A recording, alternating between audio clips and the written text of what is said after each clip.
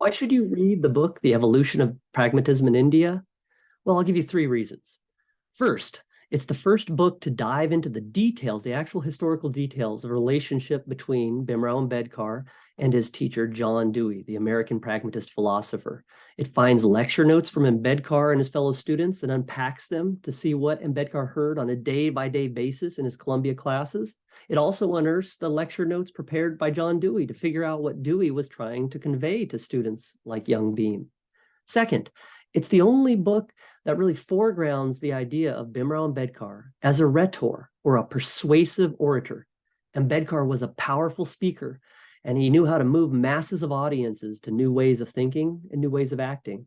So this book really dives into his strategies, his argumentative strategies in his many, many speeches to show how he was very creative at using his pragmatist view to adapt his message to his audiences and hopefully his audience to his message. And third, and finally, the book is a wonderful portrait of Ambedkar, not just as a thinker opposed to caste and desirous of reform in the Indian tradition, but also as a thinker that has global relevance. Ambedkar was a pragmatist. Ambedkar was a philosopher of democracy.